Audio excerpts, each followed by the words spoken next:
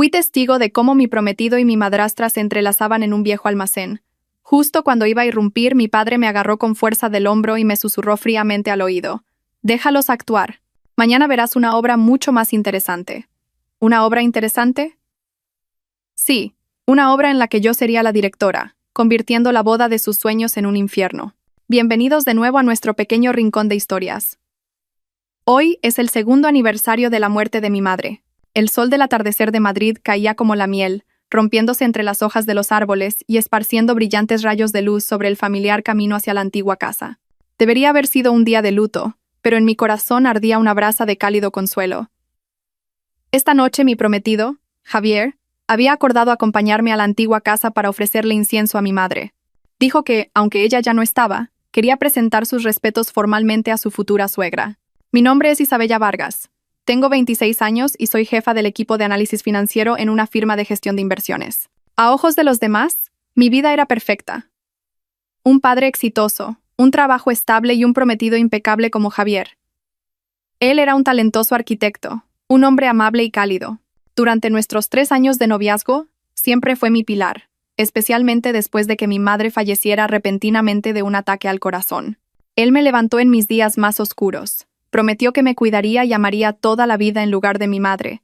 Creí en sus palabras ciega y completamente. Pero la vida nunca fue un cuadro de color de rosa perfecto. Mi único consuelo era mi padre, pero desde que se volvió a casar con Elena, una mujer apenas 6 años mayor que yo, la distancia entre nosotros parecía crecer cada vez más. Mi padre, el presidente Alejandro Vargas, es un hombre de negocios exitoso de toda la vida. Quizás la soledad tras la muerte de mi madre le hizo necesitar un hombro en el que apoyarse. Elena era joven, hermosa, y tenía una labia dulce que rápidamente cautivó el corazón de mi padre. Intenté aceptarla, tratarla como a una hermana mayor en la familia. Me decía a mí misma que si mi padre era feliz, eso era suficiente. Pero por alguna razón, nunca pude llegar a apreciarla de verdad. Había algo en Elena que siempre me inquietaba. La forma en que me miraba a mí y a Javier a veces tenía un matiz extraño. Era una mirada calculadora, hábilmente oculta tras una sonrisa radiante. Javier siempre me aconsejaba que no pensara demasiado. Decía que yo era demasiado sensible, que Elena solo quería acercarse más a la familia. Incluso la elogiaba, diciendo que era una mujer moderna y elocuente. A veces veía que él y Elena conectaban mucho mejor que cuando hablaba conmigo. Ignoré las pequeñas ondas en mi corazón, culpándome por ser egoísta y desconfiada. No quería que mis sentimientos infundados afectaran la relación de todos. El coche se detuvo frente a la familiar puerta de hierro de la antigua casa. Después de que mi madre falleciera y mi padre se mudara, dejé este lugar como un santuario de recuerdos, contratando solo a una empresa de limpieza cada semana.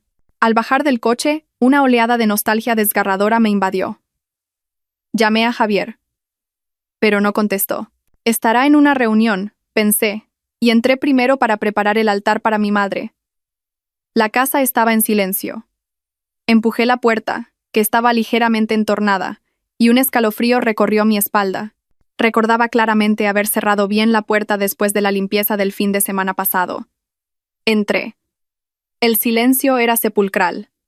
¿Hay alguien?, grité, pero solo el eco de mi propia voz me respondió.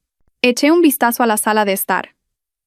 Todo estaba en orden, pero me detuve al ver un par de costosos tacones de aguja de marca, cuidadosamente colocados en el zapatero. Esos zapatos eran de Elena. No había duda. Los había visto llevarlos en la fiesta de cumpleaños de mi padre la semana pasada. ¿Qué hacía ella aquí? ¿Y por qué vino sola sin avisar? Luego vi otro par de zapatos de hombre a su lado. Unos zapatos de cuero marrón brillante, un diseño que me resultaba demasiado familiar. Eran los que le había regalado a Javier por su cumpleaños el año pasado. Mi corazón empezó a latir a destiempo. Javier y Elena, juntos en la antigua casa de mi madre, en el aniversario de su muerte. 1000 preguntas se arremolinaban en mi cabeza. Quizás habían venido antes para prepararme una sorpresa. Me aferré a ese pensamiento ingenuo, a pesar de que una tormenta comenzaba a desatarse en mi interior. Avancé con cautela. No había nadie en el salón ni en la cocina. Cuando estaba a punto de subir al segundo piso, un sonido débil me detuvo. Una risita contenida que venía del final del pasillo. El sonido provenía del almacén. Una pequeña y vieja habitación bajo las escaleras, donde nuestra familia guardaba objetos antiguos que no usábamos. Esa risa era inconfundiblemente la de Elena, y entremezclada con ella, la voz baja y cálida de Javier, el hombre al que pronto llamaría marido. Me quedé helada, mis pies pegados al suelo. ¿Por qué estaban en el almacén? ¿Qué estaban haciendo allí dentro? Un terrible presentimiento me oprimió el corazón. No quería creerlo. No me atrevía a creerlo. Me dije a mí misma que lo había oído mal, que era solo la imaginación de una hija afligida, pero la razón me instaba a seguir. Acércate. Debes saber la verdad. Avancé sin hacer ruido, paso a paso, como un gato.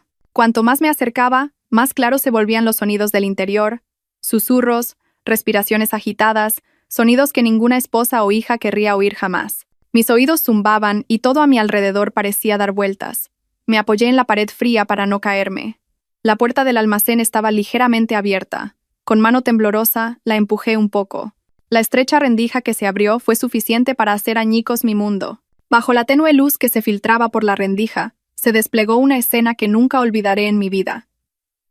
Mi prometido y mi madrastra, enredados en un viejo y polvoriento sofá. Sus ropas estaban desordenadas, sus rostros enrojecidos por el deseo. No tenían ni idea de que un par de ojos muertos los observaban desde fuera. Sentí que el aire abandonaba mis pulmones. No podía respirar. El pecho me dolía como si 1000 cuchillos me lo atravesaran. Las lágrimas corrían por mi rostro sin cesar, pero no podía emitir ni un solo sollozo. Esta traición era demasiado cruel, demasiado repugnante. Y ocurría en el aniversario de mi madre, en la casa de mi madre. Esto no era una simple traición, era un insulto extremo hacia mí y hacia mi difunta madre. La ira y el dolor llegaron a su punto máximo. Quería gritar, irrumpir y arrancar las máscaras hipócritas de esos dos seres humanos. Quería que el mundo entero conociera su repugnante pecado. Tambaleándome, extendí la mano para abrir la puerta de par en par, pero en ese preciso instante, una mano firme y fuerte me presionó el hombro, sujetándome con fuerza. Me di la vuelta, sobresaltada. Mi padre. ¿Desde cuándo estaba detrás de mí? Su rostro no mostraba la sorpresa o la ira que yo esperaba. Estaba aterradoramente tranquilo. Sus ojos no me miraban a mí, sino que atravesaban la rendija de la puerta, donde continuaba la sucia obra. En su mirada, vi una frialdad y un profundo cálculo que nunca antes había visto. Abrí la boca para llamarlo, pero él se llevó un dedo a los labios, indicándome que guardara silencio. Luego se acercó a mi oído y susurró una frase que nunca olvidaré, más fría que el invierno más crudo. Déjalos actuar. Mañana verás una obra mucho más interesante. ¿Una obra interesante? La mayor tragedia de mi vida se estaba desarrollando ante mis ojos. ¿Y él hablaba de una obra interesante? No entendía en absoluto qué pensaba mi padre ni por qué estaba tan tranquilo. Mi mente era un caos de dolor por la traición y confusión por la extraña actitud del padre que siempre había respetado.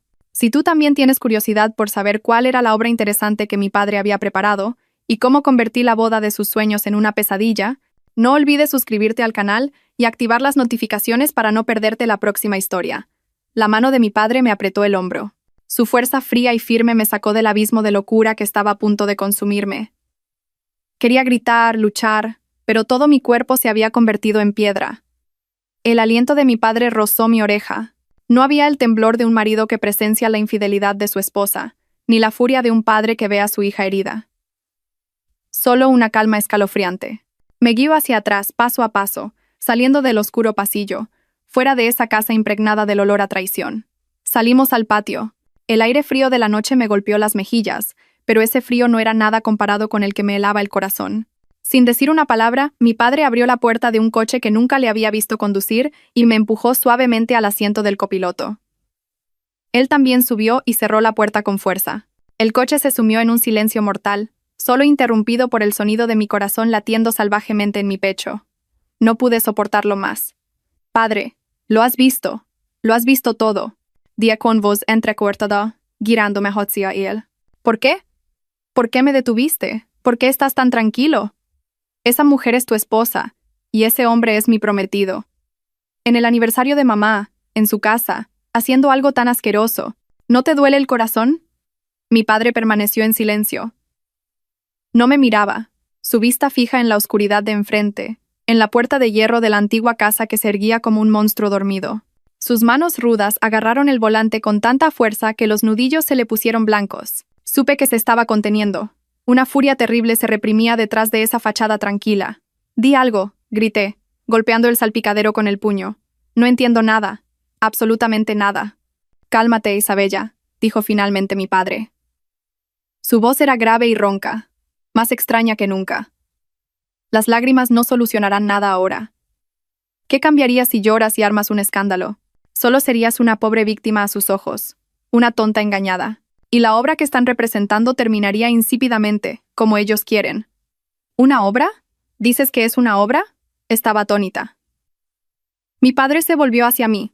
Bajo la tenue luz de una farola, vi en sus ojos no solo frialdad, sino también una tristeza muy profunda. ¿Creías que tu padre era un tonto que no conocía la verdadera naturaleza de esa mujer? ¿Creías que estaba tan ciego como para no ver la hipocresía en los ojos de tu futuro yerno? Suspiró, un suspiro cargado con el peso de innumerables cálculos y angustias. Lo sé desde hace mucho tiempo, Isabella. Desde hace más de 6 meses. Sentí un zumbido en los oídos. 6 meses. Mi padre lo sabía desde hacía 6 meses y no me había dicho ni una palabra. ¿Por qué? ¿Por qué? Porque esto no es un simple caso de infidelidad, hija mía. Su voz se volvió firme. Es una conspiración meticulosamente calculada. ¿Sabes qué día es mañana? Negué con la cabeza. Mi mente estaba completamente en blanco.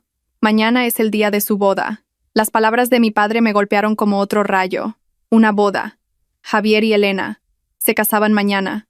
Javier seguía siendo mi prometido, y Elena seguía siendo la esposa de mi padre. Era demasiado absurdo, demasiado demencial. Desde el primer día que puso un pie en nuestra casa, mandé que la investigaran, continuó mi padre, sin darme tiempo a asimilarlo. Su historial estaba sospechosamente limpio. Huérfana, criada por parientes lejanos, graduada de una universidad normal, nada destacable. Pero tenía una red de relaciones muy compleja y, sobre todo, una cuenta bancaria en el extranjero con una suma considerable de dinero. Y ese tal Javier, mi padre rechinó los dientes al mencionar su nombre. ¿Creías que era un arquitecto talentoso, un hombre que se había hecho a sí mismo desde la pobreza? Todo es mentira. Su familia no es pobre en absoluto. Sus padres son conocidos especuladores inmobiliarios en provincias. Se acercaron a ti con una máscara perfecta, engañando tus sentimientos. Me quedé sentada, como muerta. Cada palabra de mi padre levantaba un velo de secretos, revelando una verdad más cruda y repugnante de lo que jamás podría haber imaginado. Mis 3 años de amor habían sido una farsa. El arquitecto pobre y devoto al que había amado con todo mi corazón era un personaje que no existía. ¿Cuál es su objetivo?, pregunté con la garganta seca. El patrimonio. Todo el patrimonio de nuestra familia, respondió mi padre.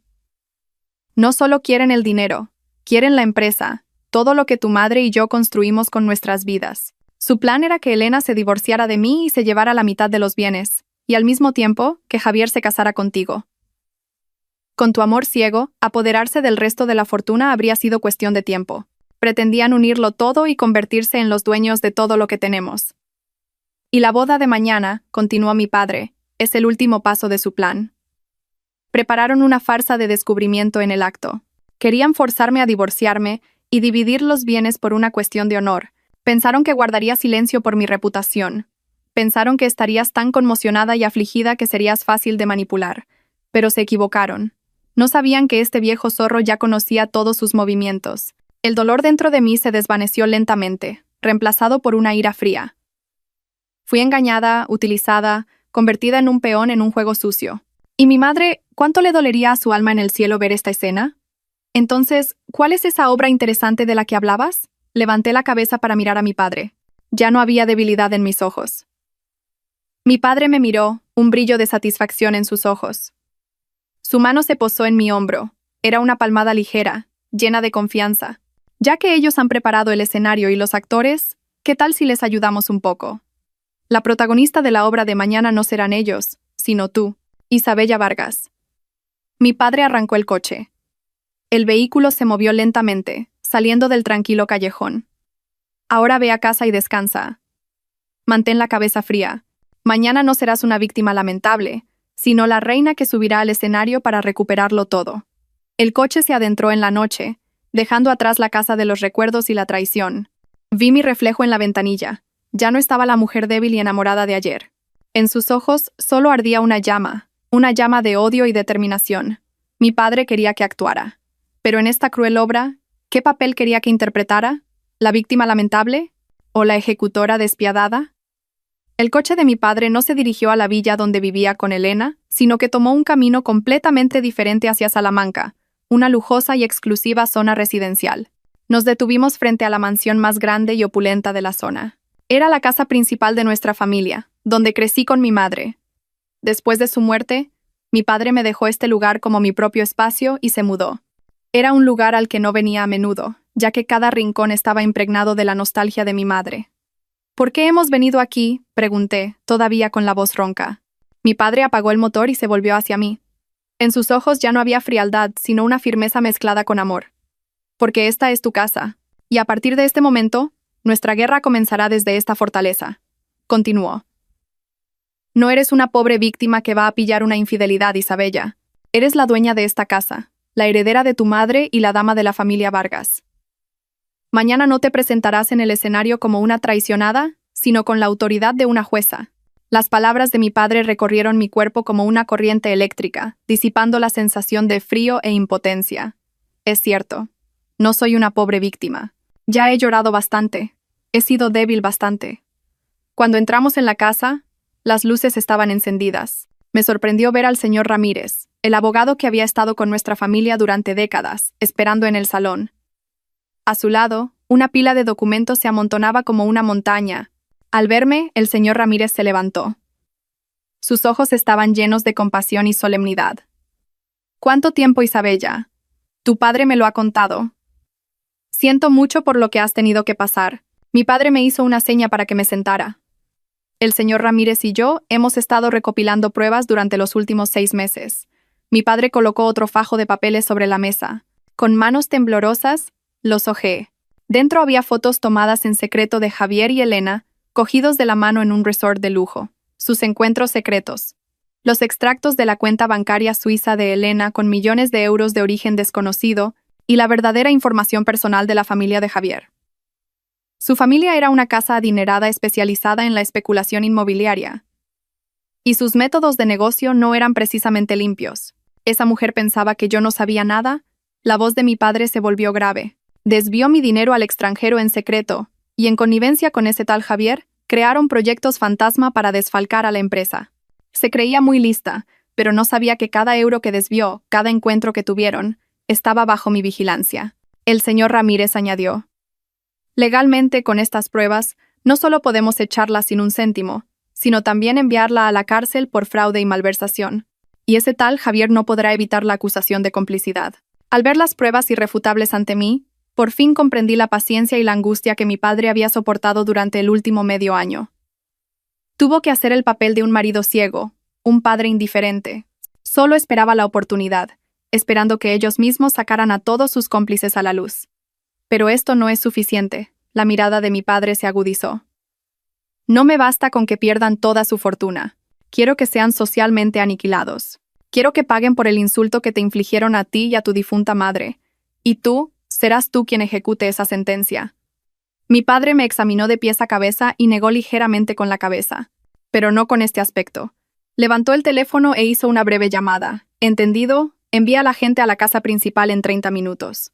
30 minutos después, llegó un equipo de profesionales compuesto por un estilista, un maquillador y el mejor diseñador del país. Trajeron percheros llenos de ropa de marca y relucientes maletines de maquillaje. Estaba desconcertada. Mi padre sonrió, algo poco común en él. La hija del presidente Alejandro Vargas no puede parecer un ratón ahogado. Tienes que parecer una tigresa antes de la caza. Durante las 2 horas siguientes, me senté como una muñeca, observando cómo me transformaban. Mi largo y suave cabello fue cortado en un elegante bob y teñido de un lujoso color castaño ceniza. Mi rostro, normalmente sencillo, se volvió profundo y autoritario con un maquillaje afilado que enfatizaba mis ojos. Finalmente, me entregaron un vestido de seda verde esmeralda. El diseño era simple, pero emanaba una elegancia indescriptible. Cuando salí del probador, todos se quedaron en silencio. Miré el gran espejo del salón. La mujer en el espejo era una extraña. Ya no era la sencilla y débil Isabella. Era una mujer madura, hermosa, imponente, sin rastro de compasión en sus ojos. Mi padre se acercó. Sus ojos reflejaban orgullo y satisfacción al mirarme. Así es mi hija. Me entregó una caja de seda roja. Este es el primer regalo que les enviarás mañana por la mañana. Abrí la caja con curiosidad. Sobre un suave terciopelo descansaba un antiguo y elaborado crucifijo de plata pura. Era un regalo de boda tradicional que la familia de la novia entregaba a los novios. «Padre, ¿qué significa esto?», pregunté sorprendida. «Mañana, a la hora propicia, el señor Ramírez irá al hotel en representación de la familia Vargas, la familia de la novia, para entregar el regalo de bodas a los novios». Mi padre sonrió fríamente. El señor Ramírez también asintió con una expresión muy seria. «Diré que es un regalo del señor y la señora Vargas para su yerno, el señor Javier y su nuera, la señorita Isabella». Deliberadamente diré mal el nombre de la novia delante de todos los invitados. Comencé a entender la intención. Era un ataque psicológico preventivo. Causaría una confusión y un desconcierto extremos el día de su boda. Sembraría la semilla de la duda en todos los invitados. ¿Qué credibilidad tiene una boda en la que incluso la familia de la novia se equivoca con su nombre? Pero eso es solo el aperitivo, hija mía, continuó mi padre. El plato principal lo servirás tú misma. Me miró con una mirada significativa. ¿Recuerdas el restaurante favorito de tu madre? El chef principal de ese restaurante es un buen amigo mío. El menú de la boda de mañana se lo he encargado especialmente a él. ¿Especialmente encargado? Fruncí el ceño, sin entender del todo el plan de mi padre. Mi corazón latía con fuerza, pero también sentía un poco de emoción. El regalo de bodas ya estaba enviado, pero ¿cuál sería el menú de la fiesta que mi padre había preparado? ¿Y cómo convertiría la boda de sus sueños en una pesadilla? Esa noche, dormí en mi antigua habitación. El aroma a jazmín seco que tanto le gustaba a mi madre todavía impregnaba el aire. Por primera vez en días, no tuve pesadillas. El sueño llegó en paz, pero en mi subconsciente sabía que era la calma antes de una gran tormenta. A la mañana siguiente me desperté más temprano de lo habitual. La luz del sol matutino entraba por la ventana, iluminando el vestido verde esmeralda que colgaba impecablemente en el armario. Hoy no era una mujer superando el dolor de una ruptura y buscando justicia. Era una guerrera que se dirigía a una batalla decisiva. Mientras me preparaba, mi padre y el señor Ramírez ya habían llegado al Hotel Palacio Real, donde se celebraba la boda. Este hotel era un antiguo socio de la empresa de mi padre, por lo que no fue difícil añadir algunos actores extra a la obra. Mi padre no se presentó en persona, sino que observó todo desde la sala de control central del hotel con la dirección, a través del sistema de cámaras de seguridad. Mi padre quería que la única estrella del escenario de hoy fuera yo. Alrededor de las 10 de la mañana, se levantó el telón del primer acto. El señor Ramírez, vestido con un impecable traje negro, entró en el salón de bodas con el aire imponente de un abogado de renombre. Para entonces, ya habían llegado bastantes invitados de ambas familias. Javier y Elena, ataviados con sus trajes de gala, recibían a los invitados en la entrada con sonrisas falsas de felicidad. El señor Ramírez, acompañado de 2 asistentes que llevaban la gran caja de seda, se dirigió directamente hacia ellos. «Novio, novia, felicidades». Su voz era lo suficientemente alta como para que todos a su alrededor la oyeran. «Soy el señor Ramírez, representante legal de la familia Vargas. Hoy, por encargo del señor y la señora Vargas, he venido a entregarles un regalo de felicitación». Javier y Elena se miraron desconcertados. ¿La familia Vargas? Claramente ese no era el apellido de ella. Pero no podían ser groseros delante de tantos invitados, así que sonrieron torpemente e inclinaron la cabeza. «Sí. Sí, gracias, señor Ramírez». El señor Ramírez hizo una seña a su asistente para que abriera la caja de regalo. Todos exclamaron maravillados ante el deslumbrante brillo del antiguo crucifijo de plata. El señor Ramírez tomó el crucifijo y dijo con voz aún más solemne: «El señor y la señora Vargas envían sus bendiciones a su yerno, el señor Javier, y a su querida nuera, la señorita Isabella Vargas. Les desean 100 años de felicidad. Mi nombre, Isabella Vargas, resonó claramente en medio del salón de bodas. Todo el salón quedó en silencio sepulcral. La suave música pareció detenerse y todas las miradas se centraron en los novios. El rostro de Javier, que sonreía de oreja a oreja, se congeló y se puso pálido como el papel. Elena se quedó con la boca abierta y los ojos como platos, sin poder decir una palabra. Los invitados comenzaron a susurrar. ¿Quién es Isabella Vargas? ¿Cómo pueden equivocarse con el nombre de la novia? Qué rara es la familia de la novia. ¿Ni siquiera recuerdan el nombre de su nuera al darle el regalo de bodas? ¿O hay alguna historia detrás? Los padres de Javier, que estaban cerca, también se pusieron pálidos. Se apresuraron a intentar arreglar la situación. «Señor Ramírez, ¿es usted el señor Ramírez, verdad? Creo que ha habido un error. El nombre de nuestra nuera es Elena». El señor Ramírez frunció el ceño con una expresión de sorpresa y ligero disgusto. ¿Elena? ¡Qué extraño! Estoy seguro de que el señor y la señora Vargas me indicaron el nombre de Isabella. ¿No será que su hijo está saliendo con dos mujeres a la vez y piensa casarse con ambas? Las palabras medio en broma, medio en serio del señor Ramírez fueron como un jarro de agua fría para la familia del novio. Los murmullos en el salón se hicieron más fuertes. Javier estaba tan nervioso que el sudor le perlaba la frente. No, no, señor Ramírez, quizás. Quizás hubo un error de imprenta en la invitación y de ahí la confusión. Lo siento. Ah, ya veo, asintió el señor Ramírez, pero sus ojos estaban llenos de duda. Entendido. De todos modos, el regalo está entregado. Supongo que el nombre de la novia se aclarará más tarde en la ceremonia. Felicidades a los dos. Dicho esto, el señor Ramírez le puso el pesado crucifijo en la mano a Javier y se dio la vuelta con elegancia, dejando un rastro de interrogantes y confusión en la mente de los invitados. La actuación del señor Ramírez fue un éxito mayor de lo esperado. El ambiente alegre y formal de la boda estaba ahora envuelto en una nube de duda y torpeza. Yo, desde el coche, observaba todo a través de la tablet que mi padre me había conectado, y no pude evitar sonreír. Esto era solo el principio. La ceremonia principal comenzó en un ambiente muy incómodo. El maestro de ceremonias intentó animar el ambiente con palabras floridas, pero no pudo borrar el desconcierto en los rostros de los novios y sus familias. Tras un rápido intercambio de anillos, finalmente llegó la hora del banquete que todos esperaban. Camareros con uniformes blancos comenzaron a empujar carritos de comida cubiertos con relucientes tapas de plata. Todos esperaban los manjares de un hotel de 5 estrellas. Se sirvió el primer plato. Cuando se levantaron las tapas de plata, todos se quedaron atónitos. En los lujosos platos de porcelana blanca, en lugar de salmón ahumado o aleta de tiburón, había rodajas de morcilla. A su lado, un cuenco de alioli con un fuerte olor a ajo. El silencio se apoderó del salón, seguido de toses, ceños fruncidos y susurros. ¿Qué? ¿Qué es esto? Morcilla y alioli. Dios mío. ¿Qué es este olor tan fuerte? ¿Sirven esto a los invitados en la boda de un famoso arquitecto? No puedo creerlo. Javier y Elena, que estaban saludando a los invitados por las mesas, también se quedaron helados. El rostro de Javier pasó de blanco a morado. Buscó al gerente del hotel, pero no había nadie a la vista. Sus padres estaban tan avergonzados que querían que se los tragara la tierra. Pero eso no fue todo. El siguiente plato fue callos a la madrileña, y después, sopa de ajo. Finalmente, el plato principal especial del banquete fue una enorme cazuela de callos humeante, presentada ceremoniosamente en el centro del escenario. El salón se convirtió en un caos. Ya nadie guardaba las apariencias. El olor a ajo, morcilla y callos se mezclaba, impregnando el aire del lujoso salón de banquetes. Algunos invitados, incapaces de soportarlo, se taparon la nariz con pañuelos, mientras que otros se levantaron, negaron con la cabeza y se marcharon. La boda, que había sido elegante y distinguida, se había convertido literalmente en una fiesta de vísceras.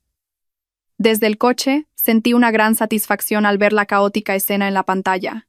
Mi padre era realmente increíble. No solo estaba arruinando la fiesta, sino que estaba utilizando las cosas más humildes y comunes para insultar su apariencia ostentosa e hipócrita. Quería decirles que, por muy cara que fuera su ropa o por muy lujosa que fuera su boda, su esencia no era más que vulgar y sucia.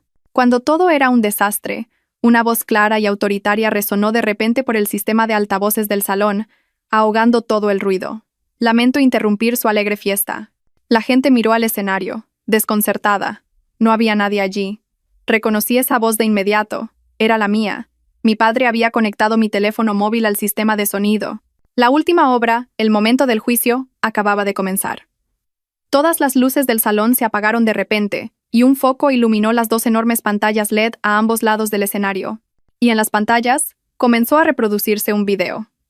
El video fue grabado con gran nitidez desde el punto de vista de alguien escondido detrás de una puerta. Un paisaje demasiado familiar, el almacén de la antigua casa de mi madre. Y aparecieron los 2 protagonistas.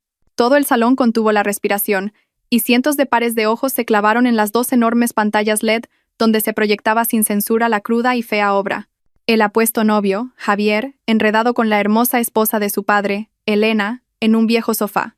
Sus respiraciones agitadas y sus susurros seductores, a pesar de que había bajado el volumen a propósito, eran lo suficientemente claros como para que nadie pudiera malinterpretarlos. Un grito agudo resonó desde la zona de los invitados. La madre de Javier, la señora Martínez, no pudo soportar el shock y se desmayó. El padre de Javier, el señor Martínez, con el rostro ceniciento, se apresuró a socorrer a su esposa, balbuceando. La familia del novio estaba completamente destrozada. El orgullo de que su talentoso hijo se casara con una nuera rica se había convertido ahora en una vergüenza imborrable. En el escenario, Javier y Elena estaban congelados en el centro de la humillación. La sangre había desaparecido por completo de sus rostros. Miraban atónitos su propio pecado en la pantalla con ojos aterrorizados. Se miraron el uno al otro y luego a la multitud que los señalaba y susurraba con una mezcla de desprecio y regocijo. «Señor Javier», mi voz resonó de nuevo por los altavoces. Fría y firme, rompió el silencio sofocante. ¿Recuerda las palabras que me dijo? Que me amaba, que me cuidaría toda la vida, pero parece que ha olvidado el significado de la palabra toda la vida. El video de la pantalla se apagó y en su lugar apareció una foto mía. Un retrato mío muy profesional, con el vestido verde esmeralda, el corte de pelo bob distintivo y una mirada autoritaria, miraba directamente al frente. Yo, Isabella Vargas, la prometida a la que traicionaste y la hija del hombre al que tu novia está engañando, os felicito sinceramente por vuestra boda. Mi aparición en la pantalla, con un aspecto y un ambiente completamente diferentes, causó otro shock.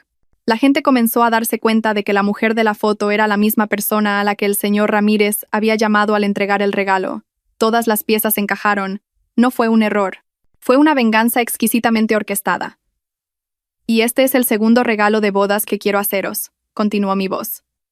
La pantalla volvió a cambiar. Esta vez, se proyectaron una serie de documentos en formato de diapositivas. El primero era el extracto de la cuenta bancaria suiza de Elena, con transferencias de grandes sumas de dinero de empresas fantasma.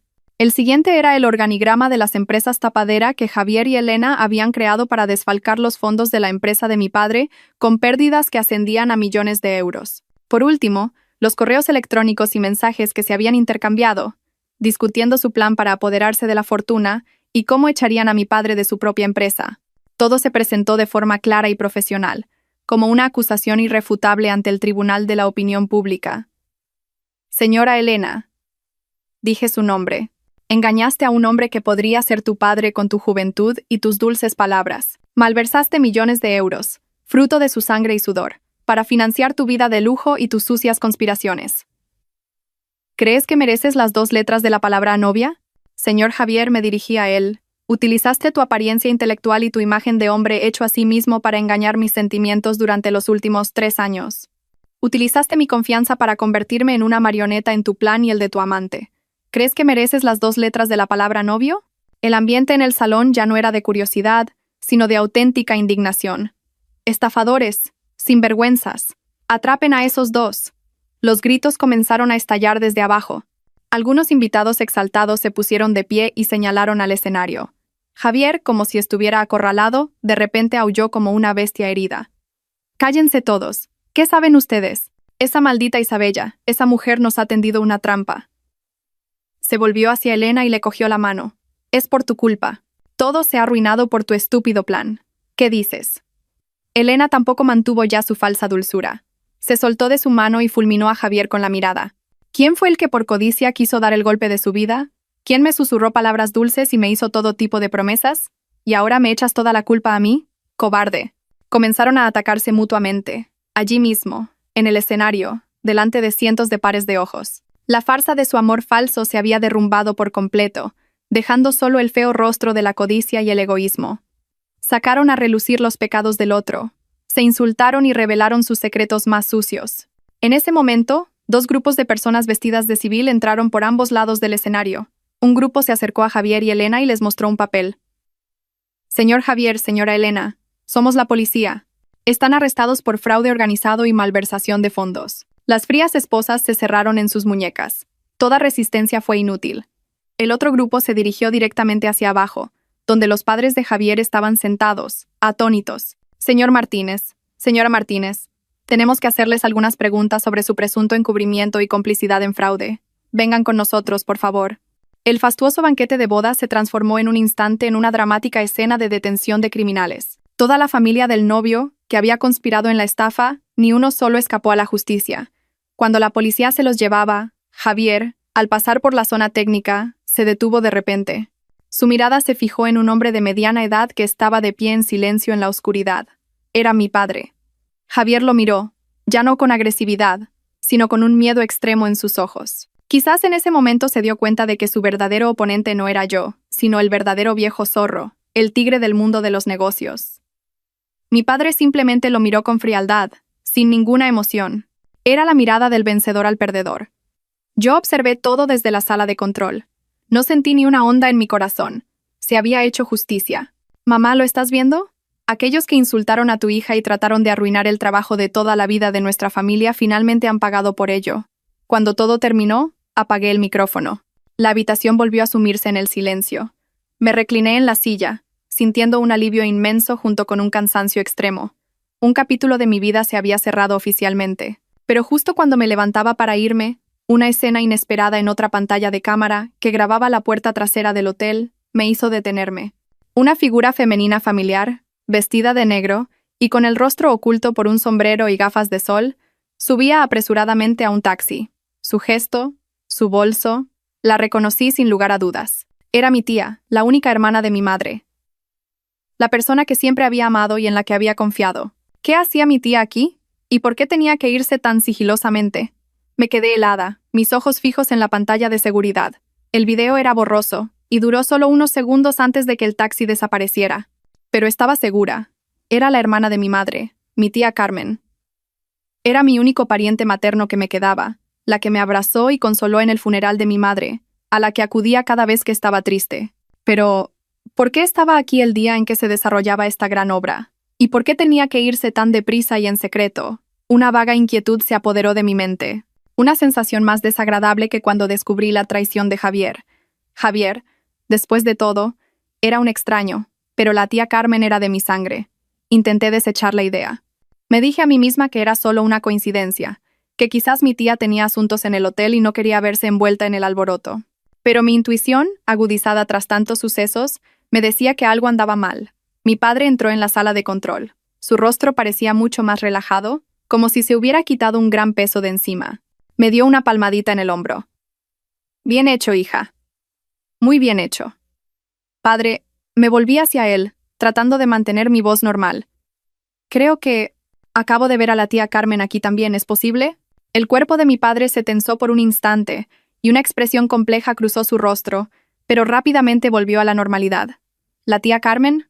Te habrás equivocado. Tu tía está de viaje de negocios en Valencia ahora mismo. Probablemente era alguien que se le parecía. La rápida negación de mi padre solo aumentó mis sospechas. Mi padre no era de los que mentían. A menos que fuera por algo muy grave, estaba ocultando algo. ¿Qué relación había entre la tía Carmen y la obra de hoy? Durante los días siguientes, se desató una tormenta mediática.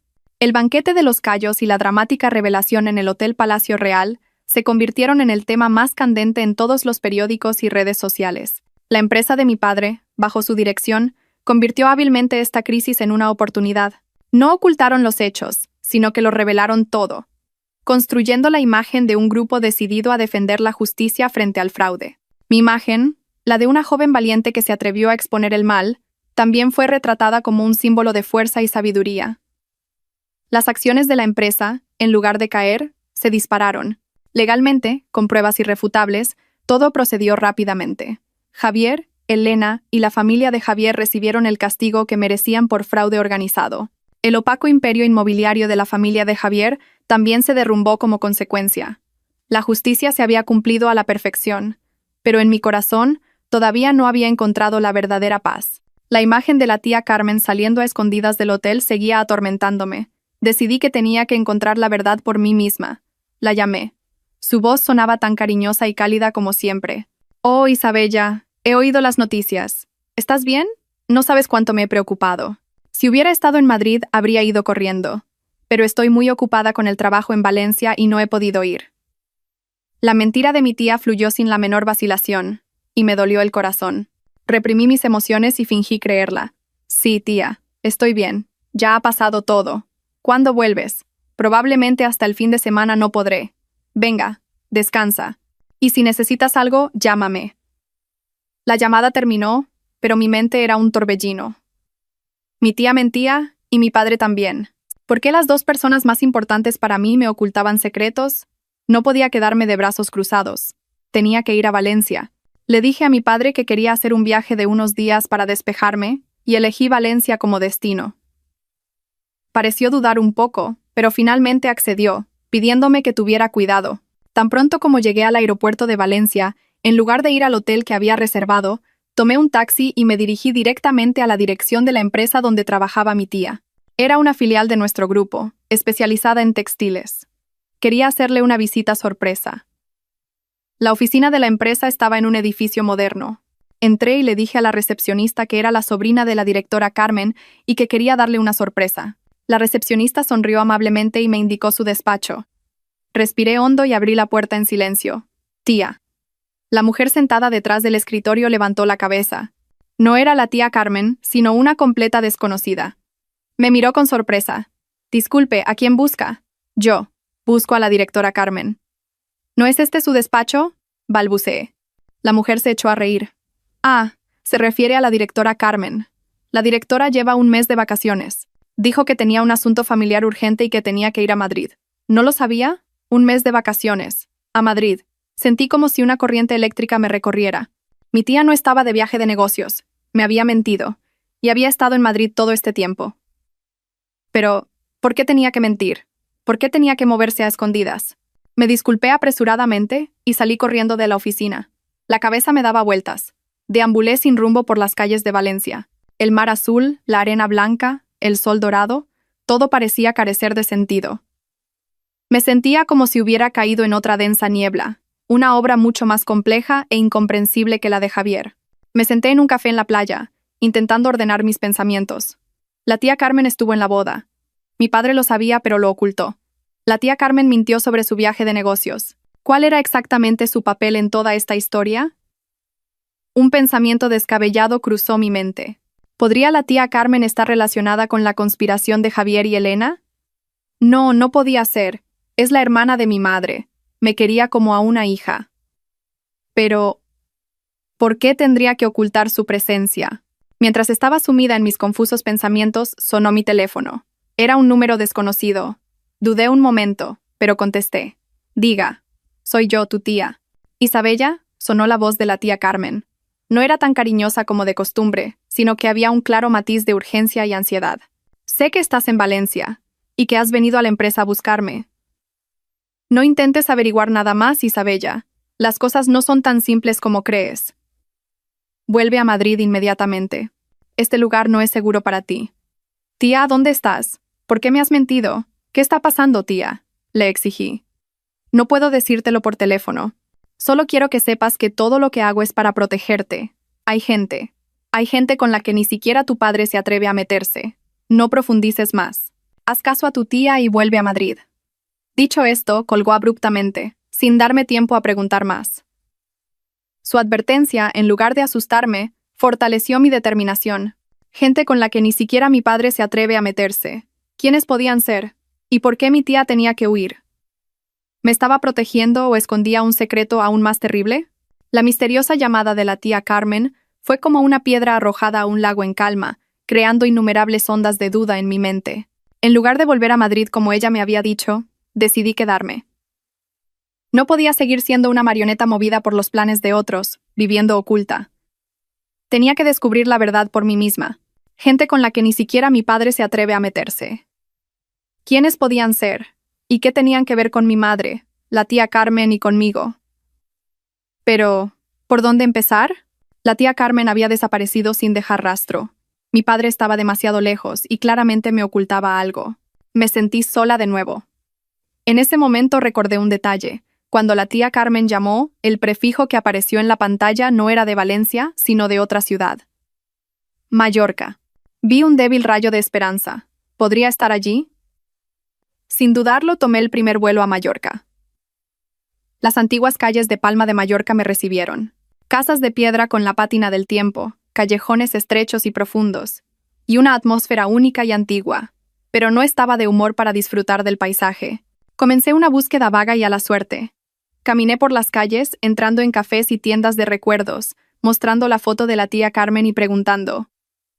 Pero todos negaban con la cabeza. Mallorca era un destino turístico concurrido. Encontrar a alguien que se escondía deliberadamente en este mar de gente no era fácil. Después de un día entero sin resultados, arrastré mi cuerpo agotado a un banco en el paseo marítimo. El atardecer tiñó todo el mar de un color dorado. Mi corazón estaba apesadumbrado por la decepción. Quizás había sido demasiado ingenua. Quizás habría sido mejor volver a Madrid y vivir una vida normal. Como decía mi tía, justo cuando estaba a punto de rendirme, una figura familiar llamó mi atención. Al otro lado del paseo, una mujer salía de una antigua tienda de artesanía. Su gesto, su peinado. Era la tía Carmen. Pero no estaba sola. A su lado había un hombre, y parecían muy cercanos. El hombre rodeaba el hombro de mi tía con su brazo, y ella apoyaba la cabeza en su hombro. Mi corazón se detuvo. Ese hombre lo había visto en alguna parte. Rebusqué en mi memoria. Un vago recuerdo apareció. Era el señor Ricardo Morales, un antiguo socio de mi padre. Alguien en quien mi padre había confiado mucho en el pasado, pero con quien había cortado todo contacto por alguna razón que yo desconocía. Recordaba vagamente que mi madre me había dicho una vez que el señor Morales era un hombre muy peligroso y que no debía acercarme a él. ¿Por qué estaba la tía Carmen con él? ¿Cuál era su relación? La advertencia de mi madre resonó en mis oídos. Un escalofrío me recorrió la espalda. ¿Podría ser él la persona con la que ni siquiera mi padre se atrevía a meterse? Me levanté rápidamente y me escondí detrás de un gran árbol, observando en silencio. Entraron juntos en un restaurante de lujo cercano. Sin dudarlo, los seguí. Elegí una mesa en un rincón, lo suficientemente lejos como para no ser vista, pero lo suficientemente cerca como para oír su conversación. De verdad, esa niña, Isabella, es muy audaz. Oí la voz de la tía Carmen. Había una mezcla de preocupación y orgullo en ella. Vino sola hasta Mallorca a buscarme. Le di un buen susto, pero no sé si habrá vuelto. Esa niña se parece a su hermana. Sonó la voz grave y cálida del señor Morales, testaruda y valiente. Pero por eso mismo tenemos que protegerla más. Ese amigo tuyo, Alejandro, está jugando un juego muy peligroso. Ese amigo tuyo, Alejandro. Se referían a mi padre por su nombre de pila. Lo sé, suspiró la tía Carmen, pero no tenía otra opción. Esa niña es la única sangre que dejó mi hermana. No puedo permitir que corra peligro. ¿Hasta cuándo tendremos que ocultar esta verdad? Ya casi está, Carmen. Ya casi es hora de revelarlo todo. La voz del señor Morales se volvió solemne. Nuestro enemigo está mostrando cada vez más su verdadera cara. El caso de Javier y Elena fue solo una prueba para ellos. Una prueba fallida. No se detendrán ahí. Pero conseguimos lo que necesitábamos, ¿verdad? Preguntó la tía Carmen con voz esperanzada. El señor Morales asintió. Así es. Ese libro de contabilidad es la clave. Tu hermana arriesgó su vida para protegerlo. No podemos permitir que su sacrificio sea en vano. Un libro de contabilidad. La clave. La vida de mi madre. Sentí un zumbido en los oídos y la cabeza me dio vueltas. ¿De qué estaban hablando? ¿La muerte de mi madre no fue un accidente por un ataque al corazón? Había un libro, un secreto que mi madre tuvo que proteger con su vida. Y la tía Carmen y el señor Morales estaban continuando esa misión. No eran enemigos. Estaban de mi lado, y ocultaban una verdad mucho más terrible de lo que podía imaginar. Me quedé sentada, como muerta, olvidando incluso pedir. Un camarero se había acercado a mi mesa. «Señorita, ¿desea pedir?» Me sobresalté y dije apresuradamente, «Solo un vaso de agua», pero era demasiado tarde. Mi voz, aunque muy baja, había llamado la atención de la mesa de al lado. La tía Carmen y el señor Morales se giraron al mismo tiempo, y nuestras miradas se encontraron. Vi claramente la sorpresa y el desconcierto en el rostro de mi tía. El señor Morales simplemente frunció el ceño y me miró fijamente con una mirada penetrante. «Isabella, tú, ¿qué haces aquí?», balbuceó la tía Carmen, levantándose de un salto. La farsa del escondite había terminado abruptamente. Supe que ya no podía mantenerme al margen. Había entrado oficialmente en un mundo peligroso, una guerra en la que ni siquiera conocía el rostro del enemigo. ¿Qué terrible secreto contenía ese libro de contabilidad para que mi madre tuviera que cambiarlo por su vida? El aire en el lujoso restaurante se volvió repentinamente sofocante. Los tres nos sentamos uno frente al otro, en un silencio tan profundo que se podía oír el tintineo de los cuchillos y tenedores contra los platos en las mesas vecinas. La tía Carmen me miraba con ojos llenos de culpa y preocupación. El señor Morales, tras la sorpresa inicial, recuperó rápidamente la compostura. Su mirada ya no me examinaba, sino que parecía evaluarme en profundidad. «¿Desde cuándo nos sigue, señorita Isabella?», rompió finalmente el silencio el señor Morales con su voz grave y firme. Desde la tienda de artesanía, mi voz era baja pero decidida. Ya no había miedo, solo un intenso deseo de saber la verdad. Tía, señor Morales, tienen que explicármelo. ¿Por qué me engañaron? ¿Y qué es ese libro de contabilidad, ese que tiene que ver con la muerte de mi madre? La tía Carmen no pudo mirarme a los ojos y bajó la cabeza. Isabella. Lo siento, yo. El señor Morales le puso una mano en el hombro para consolarla. Luego se volvió hacia mí, con una mirada muy seria. Señorita Isabella, hay verdades que no siempre es necesario saber. Tu tía y también tu padre. Si mentimos, fue solo para protegerte. El mundo al que nos enfrentamos es demasiado peligroso y cruel. No queríamos que te vieras envuelta en ese torbellino. ¿Protegerme? Sonreí con amargura. ¿Haciéndome vivir en un engaño? ¿Dejando que amara ciegamente a un hombre que planeaba destruirme? ¿Haciéndome creer que mi madre murió de una enfermedad cuando la verdad podría ser otra? Eso no es protección, es desprecio. Mis palabras se clavaron como un cuchillo en el pecho de la tía Carmen. Levantó la cabeza, con los ojos enrojecidos. No, Isabella, nunca te he despreciado. Es porque te quiero demasiado, porque tengo demasiado miedo de perder a la única descendencia de mi hermana. Entonces, decidme la verdad, la interrumpí. Mi voz ya no era una exigencia, sino una súplica desesperada. Ya soy lo suficientemente mayor para enfrentarme a ello. Ya no soy la chica débil de antes. Desenmascaré a la familia de Javier con mis propias manos. Puedo protegerme a mí misma. Por favor, ambos, contadme la verdad sobre mi madre. La determinación en mis ojos pareció convencerlos. El señor Morales y la tía Carmen intercambiaron una mirada silenciosa. Finalmente, el señor Morales suspiró. De acuerdo. Quizás te has vuelto lo suficientemente fuerte como para saberlo, pero no aquí. Este lugar tiene demasiados oídos. Se levantó, pagó la cuenta y nos guió fuera del restaurante. Caminamos a lo largo de la orilla del mar, hacia una antigua casa de campo en un callejón profundo, completamente aislada de la ruidosa calle. La casa emanaba una atmósfera tranquila y antigua. Probablemente era su escondite. Dentro reinaba el silencio. Solo se oía el canto de los insectos en el jardín. El señor Morales preparó un té de loto. Su aroma fragante me calmó un poco. Antes de empezar, dijo el señor Morales, tienes que prometernos una cosa. Oigas lo que oigas. Mantendrás la calma absoluta y confiarás en nosotros. Asentí. La tía Carmen se sentó a mi lado y me apretó la mano con fuerza, como para darme fuerzas. La muerte de tu madre, la señora de Vargas, no fue por un ataque al corazón, comenzó a relatar el señor Morales. Cada palabra era como un martillo golpeando mi cabeza. Fue un asesinato muy bien orquestado. A pesar de que me había preparado mentalmente, no pude evitar el shock. ¿Asesinato? ¿Quién? ¿Quién lo hizo? Alguien a quien solo podemos llamar el presidente, continuó la tía Carmen con voz temblorosa. Es una fuerza clandestina muy poderosa, con una enorme influencia en numerosos sectores empresariales, incluida la empresa de nuestra familia. Han tomado el control de empresas utilizando métodos sucios como el blanqueo de dinero, sobornos e incluso la eliminación de competidores. El señor Morales continuó. Tu madre, durante su trabajo, descubrió accidentalmente sus actividades ilegales. No hizo la vista gorda. Con su sabiduría y valentía, comenzó a investigar en silencio y lo documentó todo en un cuaderno. Ese cuaderno es la prueba decisiva que podría derrumbar todo el imperio criminal de ese presidente. Pero se dieron cuenta, sollozó la tía Carmen. Actuaron primero. Crearon un falso accidente y usaron una droga especial para detener el corazón de mi hermana, haciéndolo parecer un ataque al corazón repentino.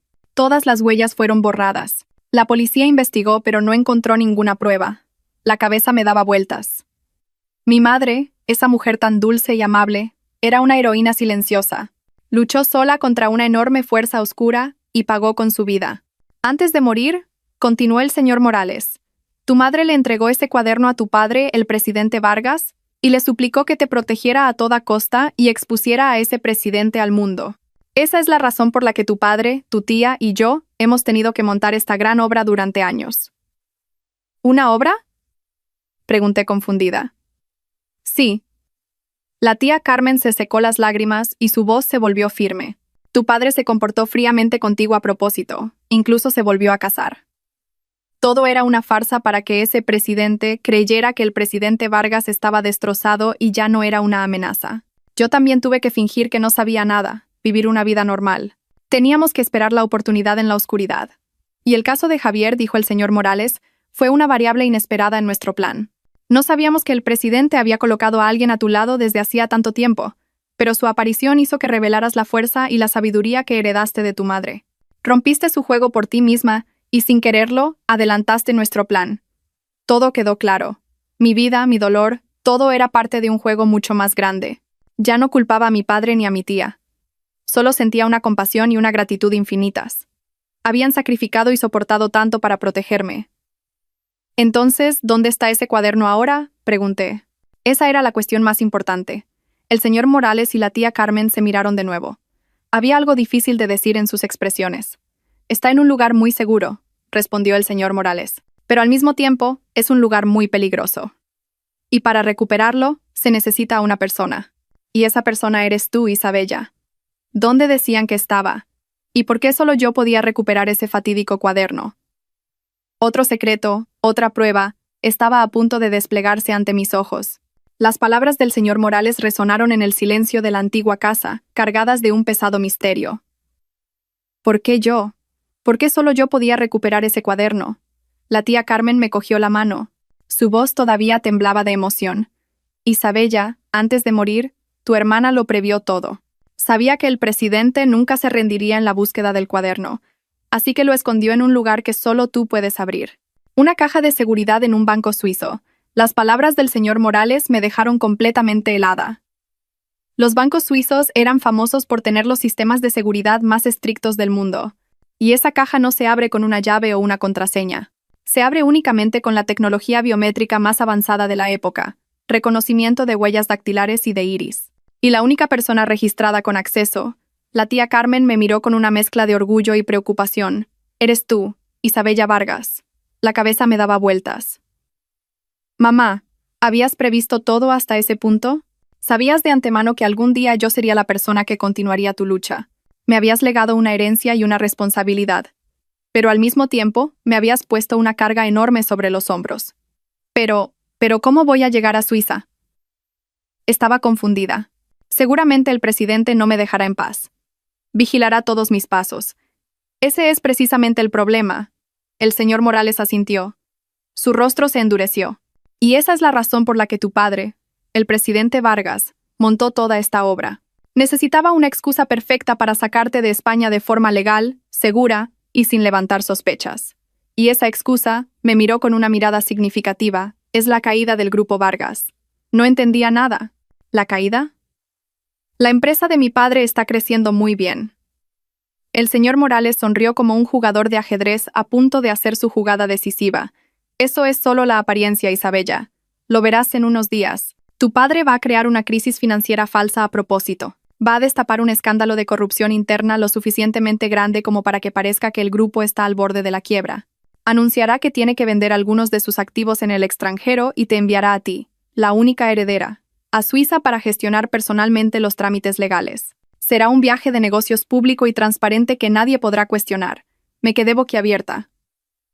Este plan era demasiado audaz, demasiado temerario. Era una apuesta en la que arriesgaba el negocio de toda su vida, solo para abrirme camino. Padre, qué gran sacrificio estabas haciendo, pero es demasiado arriesgado, dije preocupada. ¿Y si el presidente no se lo cree y actúa primero? Se lo creerá, afirmó la tía Carmen, porque el cebo que tu padre ha lanzado es precisamente lo que más codicia, los proyectos inmobiliarios que ha estado tratando de controlar. Cuando vea que el Grupo Vargas se debilita, pondrá todas sus fuerzas en morder ese cebo. No tendrá tiempo de preocuparse por ti. A sus ojos, solo serás un peón que huye en medio del caos. Todo estaba planeado de forma tan perfecta, tan meticulosa. Yo era solo un pequeño engranaje en el enorme plan que mis seres queridos habían estado preparando en silencio durante años. Me sentí muy pequeña, pero al mismo tiempo una llama de responsabilidad ardía en mi corazón. No podía defraudar su confianza y su sacrificio. De acuerdo, asentí y dije con firmeza: iré, traeré ese cuaderno. Durante los días siguientes me quedé en Mallorca con la tía Carmen y el señor Morales. No perdimos ni un segundo. El señor Morales, un veterano del mundo de los negocios, comenzó un entrenamiento intensivo para mí. Me enseñó a reconocer las trampas en los contratos, a leer a los oponentes a través de su lenguaje corporal y a manejar situaciones inesperadas. La tía Carmen me cuidó con esmero. velando por mi salud y brindándome el calor de una familia.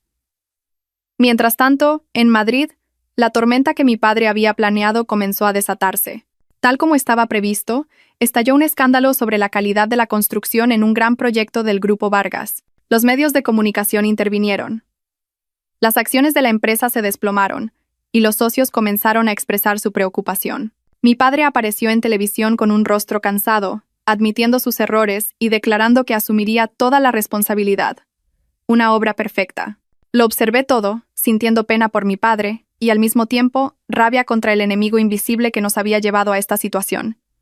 Finalmente, llegó el día de la partida. La tía Carmen y el señor Morales me acompañaron al aeropuerto de Mallorca.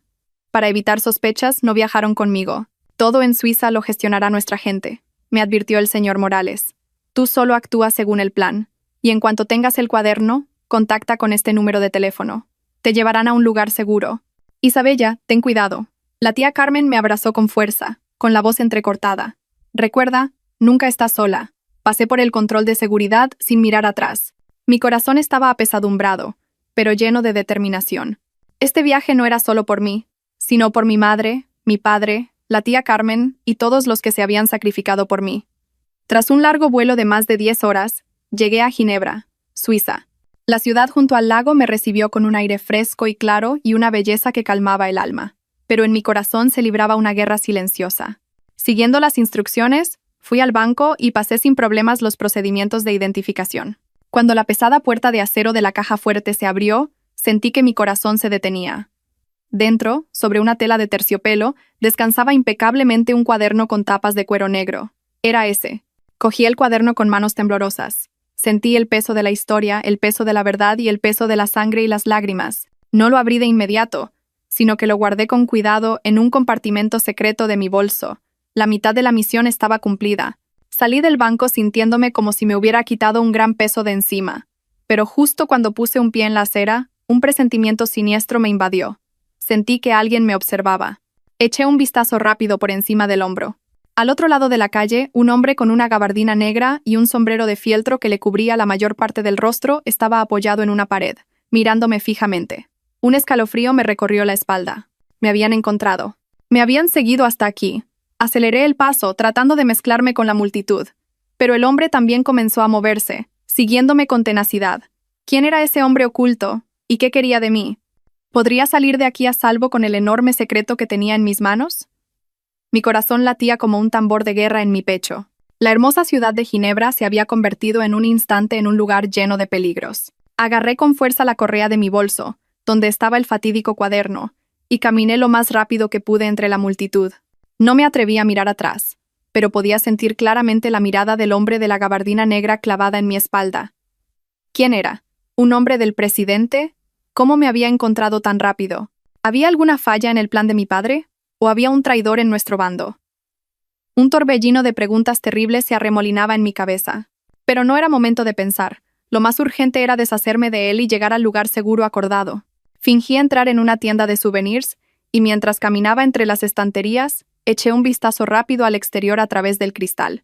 El hombre se había detenido detrás de una farola al otro lado de la calle, fingiendo leer un periódico. Era muy profesional. No podía subestimarlo.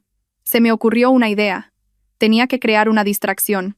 Caminé rápidamente hacia el mostrador. Allí había una alta pila de postales. Mientras el empleado estaba distraído, fingí tropezar y golpeé la estantería con fuerza. Toda la pila de postales se derrumbó al suelo con un gran estruendo, creando un caos. Todos en la tienda se giraron sorprendidos. En ese momento de confusión, salí corriendo por la puerta y me lancé a un pequeño callejón cercano. No me atrevía a correr por la calle principal, donde sería fácil de ver. El pequeño y sinuoso callejón estaba desierto. Mis tacones golpeaban el suelo de adoquines, creando un sonido apresurado. Después de correr un poco, oí pasos que me seguían. Se acercaban cada vez más. Se había dado cuenta. Entré en pánico y miré a mi alrededor en busca de una salida. Delante había una bifurcación de 3 caminos. Sin tiempo para pensar, giré al azar por uno de ellos, pero para mi desgracia era un callejón sin salida. Me detuve, con la espalda pegada a una fría pared de ladrillos. No había salida. El hombre de la gabardina negra se acercó lentamente, bloqueando la única salida. Su rostro seguía oculto por el ala del sombrero, pero sus labios, curvados en una sonrisa fría, eran visibles. Hola, señorita Vargas. Su voz era grave y ronca, en un inglés perfecto y sin acento. Es usted muy rápida. ¿Quién es usted? ¿Qué quiere? Intenté que mi voz no temblara, preparándome para resistir. Solo quiero recuperar algo que no le pertenece. Se acercó lentamente. Entrégueme el cuaderno. Y la dejaré ir. No sé de qué cuaderno habla, mentí, pegándome más a la pared. El hombre soltó una risa despectiva. ¿Cree que puede engañarme? El presidente ya sabía todos sus movimientos. La farsa de la quiebra de su padre fue muy inteligente, pero nos subestimaron, así que era él. Era un hombre del presidente. Lo sabían todo. Había caído en su trampa. Será mejor que sea lista, señorita. Sacó algo frío y brillante de su ropa. Era una daga que brillaba bajo la tenue luz de la tarde. Su vida, o un viejo cuaderno. La elección no debería ser difícil. Se abalanzó sobre mí, y yo por reflejo grité y levanté mi bolso para bloquearlo. La afilada hoja rasgó el cuero del bolso y me rozó el brazo, dejando una herida ardiente. La sangre comenzó a brotar. En medio del pánico y el dolor, actué por instinto. Balancé el bolso con fuerza y le golpeé en la cara. Aprovechando que se tambaleaba, lo empujé con todas mis fuerzas y huí, pero no llegué muy lejos. La herida del brazo y el miedo extremo me habían robado todas las fuerzas. El hombre me alcanzó rápidamente y me agarró del pelo. Caí al suelo de adoquines, y él se subió encima de mí, tapándome la boca con una mano y levantando la daga con la otra. Te di una oportunidad, gruñó. Cerré los ojos con fuerza. ¿Se había acabado todo? ¿Había fracasado? ¡Mamá! En ese momento desesperado, oí un agudo silbido en el aire, seguido de un sonido sordo. El hombre encima de mí se detuvo y se derrumbó lentamente a un lado. Detrás de él, clavada profundamente en su cuello, había una pequeña flecha. Estaba atónita, sin entender lo que había pasado. Desde un tejado cercano, una sombra saltó con la ligereza de un gato. Llevaba un traje negro ajustado y el rostro cubierto, revelando solo unos ojos afilados y fríos. La persona se acercó, sacó la flecha del cuello del asesino y se volvió hacia mí. Era una mujer. Sin decir una palabra, me hizo un gesto para que me levantara. Todavía temblando por el shock, me levanté. ¿Quién? ¿Quién es usted? La mujer no respondió. Señaló la herida de mi brazo y sacó un pequeño frasco de medicina y vendas de su bolsillo. Me hizo un gesto para que me sentara. Todas sus acciones eran rápidas y decididas, muy profesionales. Mientras me curaba la herida, finalmente habló. Su voz era clara pero fría como el hielo. Ha sido muy descuidada, señorita. El enemigo no es tan ingenuo como piensa. Usted es la persona que envió el señor Morales. Adiviné. La mujer asintió ligeramente. Soy Catalina Torres. El señor Morales me envió para protegerla. Por suerte, llegué a tiempo. Solté un suspiro de alivio. No estaba sola. Gracias. Si no fuera por usted... No hay tiempo para hablar, me interrumpió Catalina. Sus ojos estaban llenos de vigilancia, escudriñando los alrededores. Este lugar no es seguro. Tenemos que irnos de inmediato. Seguramente habrá más de ellos. Me ayudó a levantarme y me llevó hacia una gran motocicleta aparcada al final del callejón. ¡Suba! La motocicleta rugió y se lanzó por las calles de Ginebra, dejando atrás el cuerpo del asesino y el charco de sangre que comenzaba a extenderse sobre los adoquines. Me abracé con fuerza a Catalina. Mi corazón seguía latiendo salvajemente. Esta lucha era mucho más intensa y sangrienta de lo que había pensado. El presidente no se detendría ante nada para silenciar a quienes se le oponían. La motocicleta se detuvo frente a un pequeño apartamento en un viejo complejo de edificios. Catalina me guió adentro y cerró varias cerraduras. El apartamento estaba escasamente amueblado, más como un piso franco que como un lugar para vivir. «Quédese aquí», dijo Catalina después de revisar mi herida una vez más. «Tengo que ocuparme de algunas cosas. No le abra la puerta a nadie, bajo ninguna circunstancia». Dicho esto, desapareció en la noche tan rápido como había aparecido. Me quedé sola en la habitación desconocida. El miedo y la confusión volvieron a apoderarse de mí. El cuaderno todavía estaba conmigo, pero casi había perdido la vida. ¿Qué terrible secreto se escondía en estas páginas para que el presidente enviara a un asesino profesional hasta Suiza para recuperarlo? Estaba sola en el piso franco. La oscuridad y el silencio me envolvían. El miedo de la persecución persistía, pero la curiosidad por el cuaderno era mucho mayor. No podía esperar más. Tenía que saber qué contenía. Un secreto tan grande como para matar. Un secreto que mi madre protegió con su vida. Con manos temblorosas, saqué el cuaderno de tapas de cuero negro de mi bolso. No tenía cerradura, Era un cuaderno normal. Respiré hondo y abrí la primera página. Apareció la letra de mi madre. No era el registro de trabajo seco que había imaginado, sino un diario. Confesiones escritas en un código especial. Reconocí el código al instante. Eran los símbolos que mi madre me había enseñado cuando era niña. Un juego secreto entre madre e hija para escribirnos cartas. Mi madre decía que era nuestro propio idioma. Nunca imaginé que, 20 años después, ese juego de la infancia sería la única llave para desvelar un secreto tan enorme. Las lágrimas brotaron de mis ojos. Mamá, lo habías calculado todo. Sabías que solo yo podría leer estas palabras. Me sequé las lágrimas y me concentré en descifrar el código, letra por letra. Cuanto más leía, más horrorizada me sentía. Mi cuerpo se enfrió. No por el frío de la noche de Ginebra, sino por la terrible verdad que se revelaba lentamente. El cuaderno no solo registraba pruebas del blanqueo de dinero y la corrupción del presidente dentro del grupo Vargas. Eso era solo la punta del iceberg. La parte más aterradora estaba en las últimas páginas. Mi madre había descubierto que el presidente no era simplemente un empresario ilegal, sino el cabecilla de una red internacional de trata de personas. Utilizaban los proyectos de construcción en el extranjero del grupo Vargas como tapadera. Engañaban o secuestraban a mujeres jóvenes de zonas rurales pobres y las vendían a burdeles o como trabajadoras esclavas en Europa y Oriente Medio. Mi corazón se detuvo. No podía respirar. Este crimen era demasiado horrible, demasiado inhumano. Mi madre había registrado detalladamente los nombres de los cabecillas, las rutas de transporte, los lugares donde las víctimas estaban retenidas y la lista de altos funcionarios sobornados para encubrir sus crímenes. Este cuaderno no era simplemente una prueba de un delito económico. Era una sentencia de muerte para todo un imperio criminal. Y entonces leí un nombre que me dejó atónita, un nombre tan familiar que me dolió el corazón. El presidente, el que estaba en la cima de todo, el que mi madre describió como un demonio con piel humana, no era un extraño. Era. Justo en ese momento, la puerta del apartamento se abrió de golpe. Catalina entró rápida y silenciosamente. Su expresión era de extrema tensión. Tenemos que irnos. Ahora, ¿qué pasa?, pregunté sorprendida, cerrando apresuradamente el cuaderno. Han encontrado este lugar. El piso franco ha sido comprometido, dijo Catalina, sacando una pequeña pistola de su cintura. Me he encargado de los dos que vigilaban abajo, pero pronto vendrán más. No hay tiempo. No pregunté más. Metí el cuaderno en mi bolso y seguí a Catalina. No tomamos el ascensor, sino que corrimos por la escalera de emergencia hasta la azotea.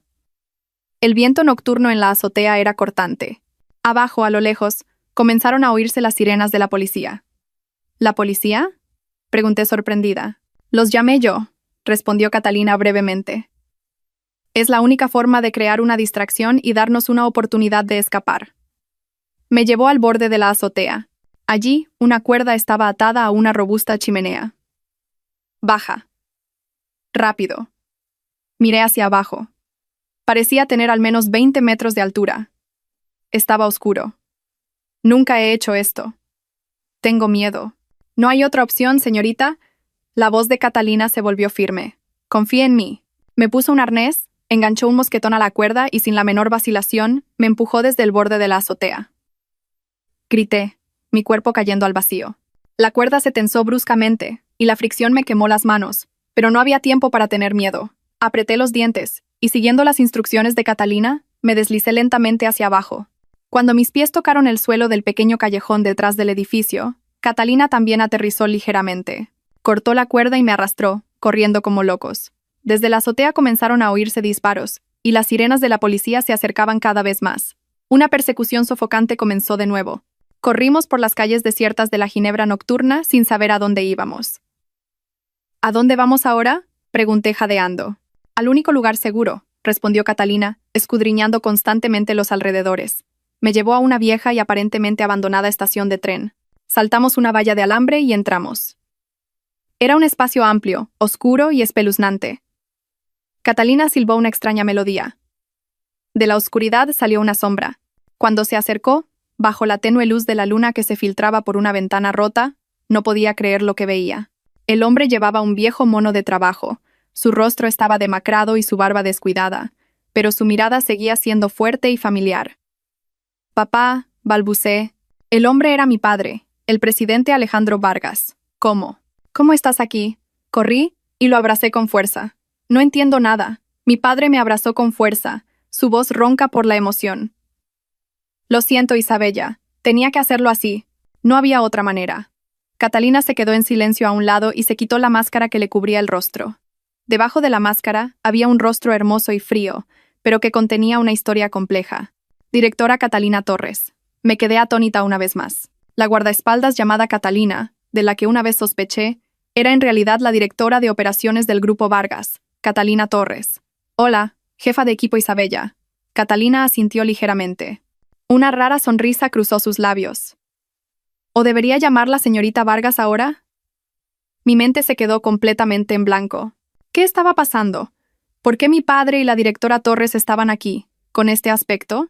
Y el nombre que había leído en el cuaderno, el nombre del presidente, resonaba en mi cabeza, creando una terrible conexión con la escena que tenía ante mí. En este juego de vida o muerte, ¿quién era el verdadero amigo y quién el verdadero enemigo? Dentro de la vieja estación de tren, nos sentamos los tres alrededor de una pequeña hoguera hecha con trozos de madera rota. La luz parpadeante iluminaba el rostro demacrado de mi padre, el rostro frío pero lleno de historias de la directora Catalina Torres y mi propio rostro, sumido en una confusión extrema. Padre, directora Torres, ¿podéis explicarme qué está pasando? Rompí el silencio. ¿Por qué estáis aquí y por qué tuvisteis que ocultar vuestra identidad? Mi padre me miró con una expresión compleja, una mezcla de amor, dolor e impotencia. Isabella, ¿has leído el cuaderno, verdad? Asentí, agarrando instintivamente mi bolso. Lo he leído. Sé sobre los crímenes del presidente y también sé su nombre. Hice una pausa deliberada y miré a mi padre directamente a los ojos. El aire a nuestro alrededor pareció congelarse. Entonces entenderás por qué no tenía otra opción. La voz de mi padre se volvió grave. No podía enfrentarme a él abiertamente. Es demasiado poderoso, Isabella. Es un monstruo con tentáculos que se extienden a todos los rincones de la sociedad. Cualquiera que se interponga en su camino, como tu madre, solo tiene un final. La directora Torres continuó, su voz fría como el hielo. Y mi padre también. Me quedé atónita. ¿El padre de la directora? La directora Torres miró las llamas. Un profundo odio se reflejaba en sus ojos. Mi padre era el director financiero del Grupo Vargas, la mano derecha de su abuelo. Fue el primero en descubrir las actividades de blanqueo de dinero del presidente dentro de la empresa. Intentó reunir pruebas para desenmascararlo, pero antes de que pudiera hacer nada, murió en un terrible accidente de coche. Yo solo tenía 10 años. Otro secreto revelado. Catalina Torres no era simplemente una empleada leal, también era una víctima, una persona que buscaba justicia para su padre. Después de la muerte de mi padre, continuó la directora Torres. Tu madre continuó su trabajo. Ella fue más cautelosa, más inteligente, y finalmente descubrió toda la verdad y la registró en ese cuaderno. Pero su final, ya lo conoces. Me quedé en silencio. Las personas más queridas de nuestras vidas habían caído en la misma guerra. El destino nos había unido sin quererlo. Después de la muerte de tu madre, la voz de mi padre era ronca. Supe que no podía actuar solo. Fui a buscar a Catalina. Era muy joven, pero mostraba el talento y la fuerte voluntad de su padre. La apoyé y la entrené en secreto, convirtiéndola en una doble agente. En la superficie, parecía una persona de confianza que el presidente había infiltrado en la empresa, pero en realidad, era mis ojos y oídos, recopilando información en la oscuridad y protegiéndote. Ahora todo tenía sentido. La actitud fría de Catalina, los falsos enfrentamientos, todo era una obra para engañar al enemigo. Tuvo que vivir con dos identidades, soportando los malentendidos de todos, solo para protegerme y esperar el día de la venganza. Y este viaje a Suiza, mi padre me miró, era un movimiento esencial. Necesitábamos ese cuaderno, pero yo no podía ir, y solo tú podías recuperarlo. La farsa de la quiebra, las noticias de corrupción en los medios, todo fue para abrirte camino. Vine aquí primero con Catalina para tender una trampa a la inversa. Sabíamos con certeza que el presidente enviaría a alguien para vigilarte. Pero no esperábamos que actuaran tan rápido y con tanta brutalidad. Mi padre apretó los puños, su voz llena de arrepentimiento. Si hubiera llegado un poco más tarde, casi te habría puesto en peligro. No es culpa tuya, padre. Puse mi mano sobre la suya, áspera. Lo conseguimos. He traído el cuaderno. Saqué el cuaderno de mi bolso y lo coloqué sobre una piedra entre nosotros. Bajo la luz del fuego, las tapas de cuero negro parecían misteriosas y pesadas. Sé quién es el presidente, dije. articulando cada palabra. Es él. La persona que nunca hubiera imaginado. La persona que toda esta sociedad respeta. Sí, mi padre asintió, sus ojos inyectados en sangre. Nuestro mayor enemigo era la misma persona a la que una vez llamamos aliado. El señor Ricardo Morales, dije el nombre, mi garganta se cerró. El señor Ricardo Morales, el viejo amigo y abogado de la familia, el que montó conmigo la farsa de la entrega del regalo de bodas, la persona en la que confié plenamente. Al final, todo era una obra dentro de una obra más grande. Era un lobo con piel de cordero, de una astucia sin igual. Estaba justo a nuestro lado, conociendo todos nuestros planes y manipulándolo todo desde la oscuridad. ¿Cómo? ¿Cómo puede ser él? Todavía no podía creerlo. No era un amigo de la familia, Isabella, dijo mi padre con amargura. Era un demonio con máscara de ángel. Se acercó a tu abuelo y a mí, ganándose nuestra confianza, esperando el día en que pudiera tragarse todo el grupo Vargas. Tu madre descubrió su verdadera identidad, y por eso tuvo que morir. Y el padre de Catalina también. El caso de Javier y Elena también, dijo Catalina. Fue una de sus jugadas. Dejó que ese plan fracasara estrepitosamente a propósito. Quería usar ese incidente para que confiaras plenamente en tu padre y en él mismo, para que no sospecharas nada cuando cayeras en una trampa más grande en Suiza. Pensó que después de que tuvieras el cuaderno, podría quitárselo fácilmente a una mujer débil como tú. Se me puso la piel de gallina. ¡Qué conspiración tan meticulosa y malvada! Planes dentro de planes. Calculó cada detalle, manipuló la psicología de todos. Era un oponente aterrador. Entonces, ¿por qué le reveló su identidad a mi madre? Pregunté. Porque era demasiado arrogante, respondió mi padre. Estaba seguro de que había ganado. Quería que tu madre muriera en el dolor y la desesperación de ser traicionada por alguien en quien confiaba. Pero no esperaba que tu madre, hasta el último momento, estuviera un paso por delante de él. Mi padre miró el cuaderno con orgullo. Este cuaderno no solo contiene pruebas, también es la última trampa que dejó tu madre. ¿Una trampa? Lo miré con curiosidad. La tensión volvió a crecer dentro de mí. Mamá, ¿qué otro secreto habías dejado en este cuaderno? ¿Y cómo nos ayudaría a derribar al monstruo que era el presidente? Mi padre no respondió de inmediato. Tomó el cuaderno de mis manos y lo abrió casi por las últimas páginas. Bajo la luz parpadeante de la hoguera vi que ya no había código, solo páginas en blanco con algunos pequeños símbolos en las esquinas. Tu madre sabía que solo con estas pruebas, por muy contundentes que fueran, sería difícil derribar a alguien como Ricardo Morales. Con su poder y su red de contactos, la voz de mi padre era pensativa. Podría usar su dinero y poder para distorsionar fácilmente la verdad, incluso para incriminarnos. Tu madre necesitaba un arma definitiva, un golpe mortal e imparable. Catalina, que hasta ahora había estado analizando la situación en silencio, habló. Y esa arma era su codicia. Mi padre asintió, con una mirada de admiración hacia su difunta esposa. Sí. Tu madre creó una trampa que explotaba la insaciable codicia de Ricardo. En las últimas páginas de este cuaderno, tu madre falsificó información sobre un tesoro secreto. ¿Un tesoro? Pregunté sorprendida. Información sobre una cuenta bancaria anónima en las Islas Caimán. Con cientos de millones de euros, explicó mi padre. Este dinero se describe como los fondos ilícitos que el presidente ha estado desviando durante años. Tu madre creó documentos de respaldo y códigos de transacción falsos, de manera tan elaborada que cualquiera que los leyera creería que son reales. Y lo más importante, registró la única clave para acceder a esa cuenta. Y esa clave, comencé a entender la intención. No existe, sonrió fríamente Catalina. Esa es la trampa. Ricardo es desconfiado, pero también extremadamente codicioso. Cuando tenga este cuaderno en sus manos, no lo entregará directamente a la policía. Querrá quedarse con ese tesoro primero. Hará todo lo posible. Movilizará todos sus contactos y recursos para intentar abrir esa cuenta fantasma. Y cuanto más profundice, más errores cometerá, revelando él mismo sus propias rutas de blanqueo de dinero ilegal. Y es entonces cuando actuaremos nosotros, concluyó mi padre con voz firme. No solo entregaremos este cuaderno a la policía, entregaremos también pruebas de que Ricardo está intentando realizar una transacción ilegal a gran escala. No podrá negarlo. Me quedé sentada en silencio. El respeto por mi madre creció en mi interior. No solo fue una mujer valiente, sino también una estratega brillante. Incluso después de su muerte, había dejado un juego perfecto para acorralar a su enemigo. Entonces, ¿cuál es nuestro plan ahora? Pregunté. ¿Cómo podemos hacer que este cuaderno llegue a manos de Ricardo de forma natural? Esta es la parte más difícil, dijo mi padre. Ricardo sabe que tienes el cuaderno y que ha perdido tu rastro. Seguramente te estará buscando por todas partes. Ya no confiará fácilmente en nadie. Nos quedamos en silencio, pensando juntos en una forma de hacer que el viejo zorro cayera en su propia trampa. Y sí, dijo de repente Catalina.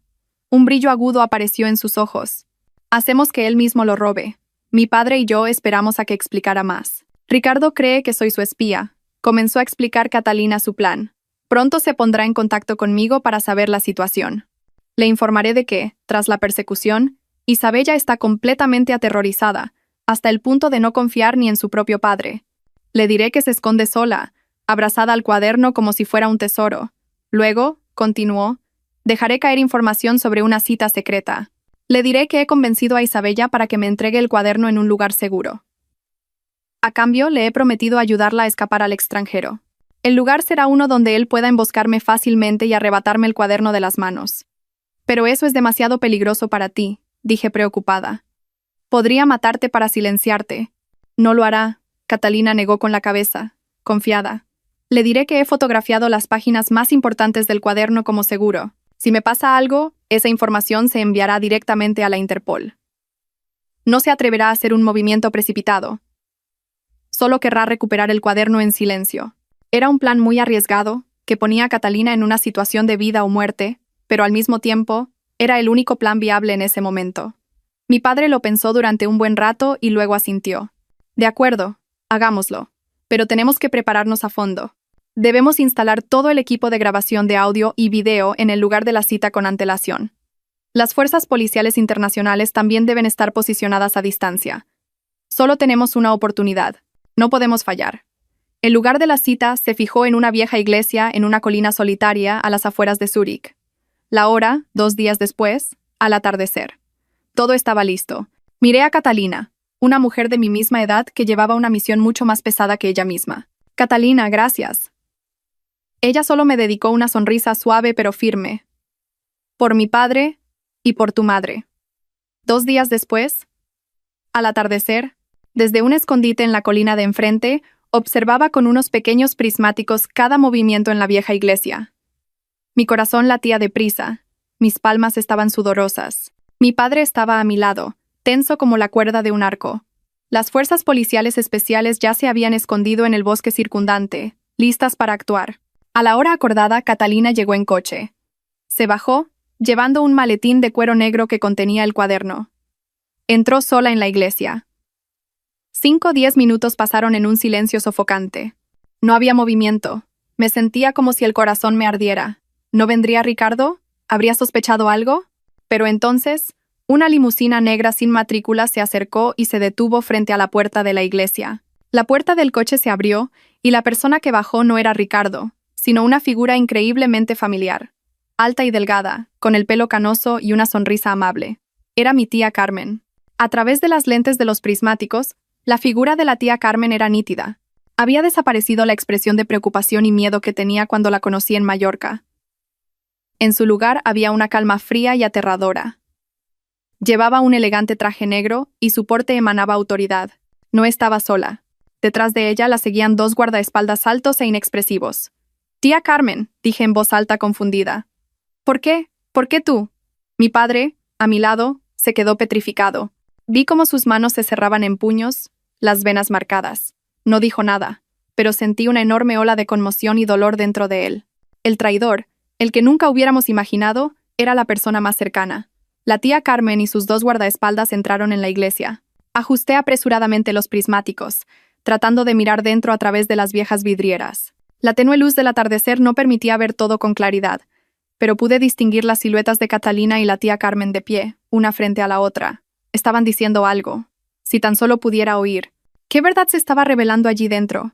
¿Cuál era el verdadero papel de la tía Carmen en toda esta conspiración? Mi padre cogió el walkie-talkie. Su voz era ronca. Atención a todas las unidades. Cambio de objetivo. La persona que ha aparecido es una mujer, se presume cómplice de alto nivel. Mantengan la posición y esperen mis órdenes. No actúen sin mi señal. Dentro de la iglesia, la conversación entre las 2 mujeres era tensa. Catalina, a pesar de su sorpresa, mantenía su calma característica. Hola, directora Carmen, dijo con su voz fría como el hielo. Esperaba que su jefe viniera en persona. La tía Carmen sonrió. Una sonrisa que nunca le había visto, seductora y peligrosa a la vez. El jefe tiene asuntos más importantes. Este pequeño asunto puedo manejarlo yo. ¿Dónde está el cuaderno? Aquí, Catalina levantó el maletín. Pero antes de entregárselo, quiero saber una cosa. ¿Por qué usted? Es la hermana de la señora de Vargas. ¿Por qué traicionó a su propia hermana, a su propia familia? La sonrisa desapareció de los labios de la tía Carmen, reemplazada por un profundo odio. Hermana, no menciones el nombre de esa mujer delante de mí. No es mi hermana. Es la mujer que me lo quitó todo. Catalina frunció el ceño. ¿Quitarle todo? Sí. La voz de la tía Carmen se agudizó. Su habitual dulzura había desaparecido por completo, dejando solo un rostro desfigurado por el odio. Todos pensaban que ella era el ángel talentoso, hermoso y bueno. ¿Y yo? Yo solo era su sombra. Desde pequeñas, siempre tuve que vivir bajo esa enorme sombra. Mis padres la querían más. Los profesores la preferían. Y hasta el hombre que amaba solo me veía como su sustituta. El hombre que amaba era el presidente Vargas, ¿verdad? Un destello de sorpresa cruzó los ojos de Catalina. Sí, gritó prácticamente la tía Carmen. Yo lo amé primero. Yo estuve a su lado primero. Pero apareció esa mujer y él se olvidó de mi existencia. Solo la veía a ella, se casó con ella. Y yo tuve que ver cómo me arrebataban mi felicidad. Odio a esa mujer. Odio a su hija. Esa niña que nació para robar todo el amor que debería haber sido mío. En la colina, a través del dispositivo de escucha que sostenía mi padre, oí toda la conversación. Mi cuerpo temblaba. Era una verdad demasiado terrible. El odio ciego por amor había convertido a la tía que siempre había querido en un demonio. ¿Entonces todo esto? Balbuceó Catalina, incrédula. Sí, todo lo planeé yo. La tía Carmen se rió como una loca. Me acerqué al enemigo del grupo Vargas, a ese presidente que mi hermana investigaba. Vendí a mi propia hermana, les di la información para que pudieran actuar. Eliminé la espina que tenía clavada en el ojo con mis propias manos. Pensé que cuando muriera, el presidente Vargas volvería a mí. Pero no. Después de su duelo, buscó a otra mujer. A esa tal Elena. Nunca fue mío. El plan de Javier y Elena también lo manejé yo desde las sombras. Continuó confesando en su locura. Quería destruirlo todo. Quería que la hija de esa mujer sintiera lo que es ser traicionada y abandonada, como yo. Pensé que cuando la familia Vargas cayera y todo se derrumbara, yo sería la última en quedar para consolar al presidente y tomar todo lo que debería haber sido mío. La confesión de la tía Carmen se convirtió en la acusación más poderosa, revelando no solo sus crímenes, sino también un alma podrida por los celos y el odio. ¿Ahora lo entiendes? La tía Carmen recuperó la calma y apuntó con una pistola a Catalina. Dame el cuaderno. Y te dejaré morir en paz. Pero Catalina no mostró ningún miedo. Solo miró a la tía Carmen con una mezcla de lástima y desprecio. Ha perdido, directora Carmen. Perdió en el momento en que dejó que el odio nublara su razón. ¿Qué dices?, gruñó la tía Carmen. ¿De verdad creía que el presidente confiaba en usted?, se burló Catalina. No es más que un peón en sus manos. La utilizó para eliminar a la señora de Vargas. La utilizó para desestabilizar el grupo Vargas desde dentro. Y ahora que ya no le sirve, ¿qué cree que hará con alguien como usted, que sabe demasiados secretos? Justo cuando Catalina terminó de hablar, una sombra apareció silenciosamente detrás de la tía Carmen. Un hombre con un traje gris, con un rostro familiar y caballeroso. Era Ricardo Morales, el presidente. Tienes razón, señorita. La voz de Ricardo sonó grave y fría. Un peón solo debe cumplir su función. La tía Carmen se giró, sobresaltada. Su rostro se puso pálido al ver al hombre al que siempre había obedecido. Jefe, ¿qué hace aquí? Ricardo no respondió. Simplemente levantó la pistola que tenía en la mano y apuntó con el cañón negro directamente a la tía Carmen. Sabes demasiado, Carmen. Gracias por recuperar el cuaderno. ¡Bang! Un disparo seco y frío rompió el silencio de la iglesia. La tía Carmen se desplomó en el suelo. Sus ojos seguían abiertos, llenos de conmoción e incredulidad. La sangre que brotaba de su pecho tiñó de rojo el antiguo suelo de mármol. En la colina, lo presencié todo a través de los prismáticos. Sentí que me fallaban las fuerzas. Una persona, mi pariente, había terminado su vida de una forma tan miserable, a manos de la persona a la que había seguido ciegamente. Crimen y castigo, todo en un instante. Ricardo se acercó para coger el maletín de las manos de Catalina, pero justo entonces ocurrió algo inesperado. La tía Carmen, en su último aliento, con las fuerzas que le quedaban, sacó una pequeña granada del bolsillo de su ropa y se la lanzó a Ricardo. «Moriremos juntos». Todo sucedió demasiado rápido. Catalina por reflejo empujó a Ricardo y se tiró al suelo. Pero, ¿y la tía Carmen y el cuaderno? ¿Qué pasaría en la terrible explosión que estaba a punto de ocurrir? ¡Al suelo! El grito de mi padre a través del walkie-talkie llegó justo antes de que una terrible explosión sacudiera toda la colina. Las vidrieras de la iglesia estallaron en 1000 pedazos, y del interior salió una densa nube de humo y polvo. Mi corazón se detuvo. «Catalina, el cuaderno». «Entrad», ordenó mi padre. Inmediatamente, las fuerzas policiales especiales se abalanzaron sobre la iglesia desde todas las direcciones. No pude esperar más. Ignorando las advertencias de mi padre, bajé corriendo la colina y me adentré en la caótica escena. Cuando entré, el humo todavía era denso, y el olor a pólvora me picaba en la nariz. La escena ante mis ojos era terrible. La tía Carmen yacía inmóvil. Su cuerpo no estaba intacto. Cerca de allí, Ricardo Morales, el presidente, también yacía en un charco de sangre. Un trozo de metralla de la granada se le había clavado profundamente en el pecho. Jadeaba en su último aliento, mirando fijamente el techo de la iglesia, parcialmente derrumbado. Su imperio criminal había llegado a su fin, finalmente, debido a su propia crueldad y desconfianza. ¿Pero dónde está Catalina? Miré a mi alrededor, en pánico.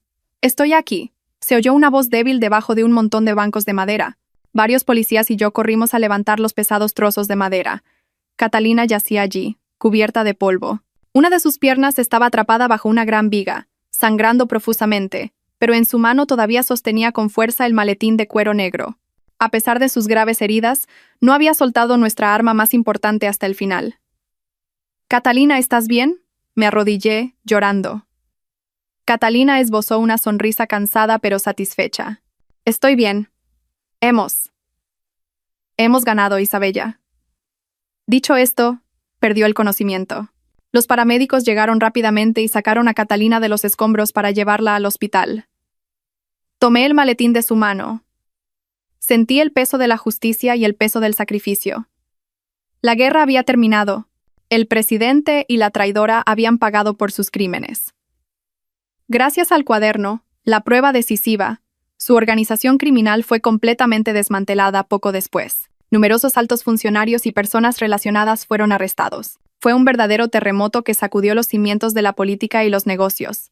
Un año después, un sol dorado y brillante entraba a raudales por las ventanas de la oficina del presidente del Grupo Vargas. Miré el ajetreado tráfico de abajo, sintiendo una profunda paz en mi corazón. El último año había sido una prueba de fuego. Tras la caída del presidente, mi padre regresó oficialmente y, junto a mí, navegamos a través de la tormenta para dirigir el barco del Grupo Vargas. Llevamos a cabo una reforma integral, eliminando a todos los elementos corruptos y reconstruyendo el grupo sobre los cimientos de la transparencia y la honestidad. Catalina, después de meses de tratamiento y fisioterapia, se recuperó milagrosamente. La larga cicatriz en su pierna se convirtió en un símbolo de su valentía. Fue nombrada vicepresidenta ejecutiva, convirtiéndose en mi mano derecha más sólida. Nuestra relación fue más allá de una simple alianza, convirtiéndose en una hermandad forjada en la vida y la muerte. El caso de la familia de Javier también fue revisado, al revelarse nuevas circunstancias que demostraban que no eran más que peones en una conspiración mayor. El tribunal redujo la sentencia de los padres de Javier. Javier, después de cumplir su condena, se fue de la ciudad para empezar una nueva vida en un pueblo remoto, habiendo abandonado por completo sus ambiciones desmedidas. Hoy es el 3er aniversario de la muerte de mi madre. Mi padre, Catalina y yo visitamos su tumba. En la tumba, situada en una colina ventosa con vistas al mar, depositamos un ramo de lirios blancos, sus flores favoritas. Encendí incienso y le susurré en silencio a mi madre. «Mamá, ¿lo estás viendo? Se ha hecho justicia. Ahora puedes descansar en paz. No te he decepcionado, ¿verdad?». Mi padre se paró a mi lado y me rodeó con el brazo. No dijo nada, pero sentí su calor y su orgullo. Catalina también depositó un ramo de crisantemos blancos en la tumba de al lado. Era la tumba de su padre, cuyo honor había sido restaurado. Los dos héroes silenciosos finalmente podían sonreír desde el cielo. Cuando nos disponíamos a irnos, se acercó un coche familiar. El señor Ramírez bajó del coche. No estaba solo. A su lado había un hombre alto y de aspecto fuerte, vestido con uniforme de policía. Lo reconocí como el hombre que había dirigido la operación de arresto en la iglesia el año pasado. Presidente, buenos días, sonrió. Una sonrisa amable, diferente a su habitual seriedad. He venido a presentar mis respetos a nuestros predecesores. Más tarde supe que su nombre era Inspector Mateo Ríos. Fue él quien se encargó personalmente del caso de mi madre y del padre de Catalina, investigando en silencio durante años. También fue él quien colaboró con mi padre en el plan de Suiza. Nos quedamos un rato hablando de trabajo, de planes de futuro. Dijo que pronto sería ascendido y trasladado a Madrid. Entonces tendremos la oportunidad de volver a vernos, dijo mi padre, mirándome con una mirada significativa. Yo solo sonreí. Un sentimiento extrañamente cálido floreció en mi corazón. Mi vida había pasado por una tormenta enorme, perdiendo muchas cosas, pero me había traído cosas mucho más preciosas. El afecto familiar reencontrado, una amiga de vida o muerte, y quizás incluso un nuevo comienzo para el amor. Miré el vasto mar, con sus olas interminables. La lluvia y el viento pasarían, la tormenta amainaría. Al final, el cielo volvería a estar despejado. Mi guerra había terminado, pero un nuevo viaje, un nuevo capítulo, más brillante y feliz, acababa de comenzar.